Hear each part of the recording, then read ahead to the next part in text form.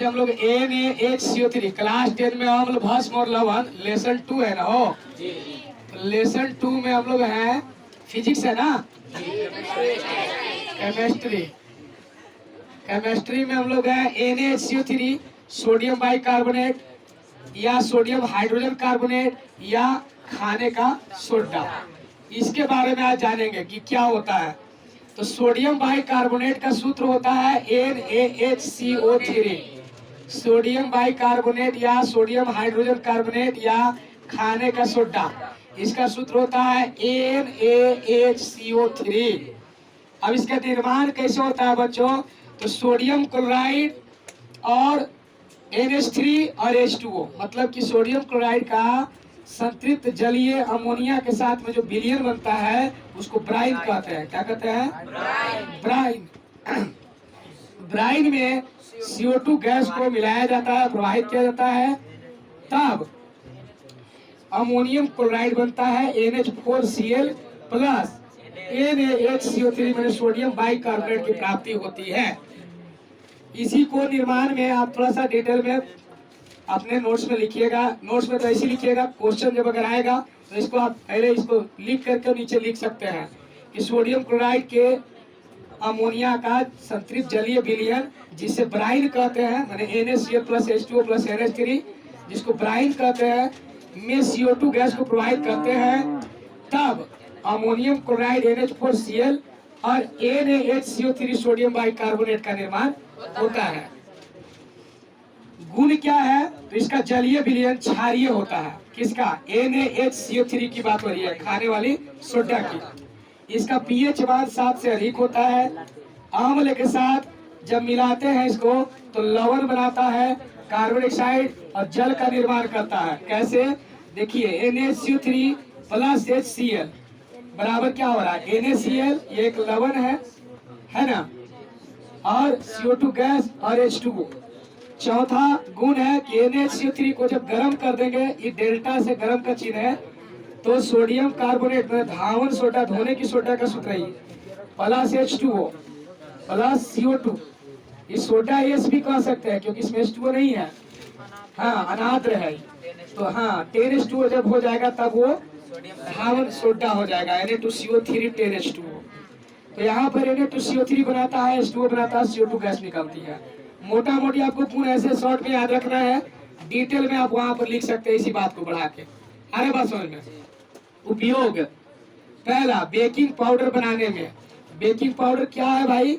NaHCO3 को tartaric अम्ल में मिला देते हैं तो बेकिंग पाउडर बन जाता है।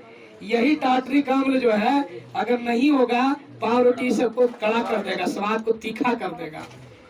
तो बेकिंग पाउडर कहाँ इस्तेमाल होता है? तो जब हम केक बनाते हैं, पाव रोटी बनाते हैं, तो उसको स्पंजी और स्वादिष्ट बनाने में यही बेकिंग पाउडर का इस्तेमाल होता है।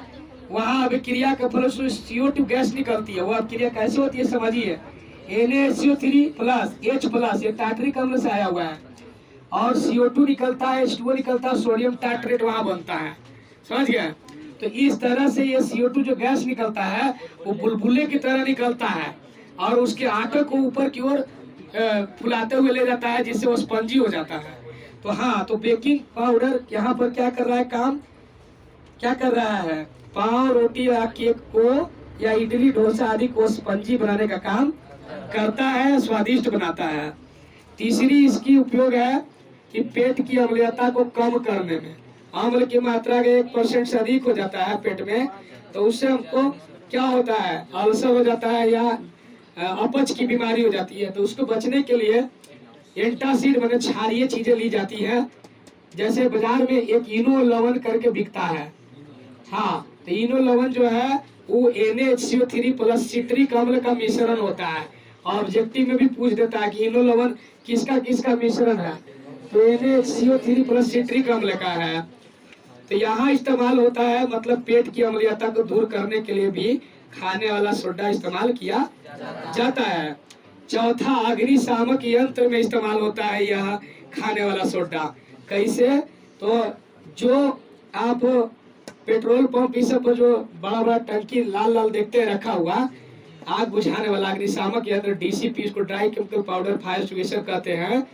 उसमें NaCO3 भरा होता है ज्यादा मात्रा में 6 kg या 8 kg, 2 kg लगभग H2SO4 भरा होता है।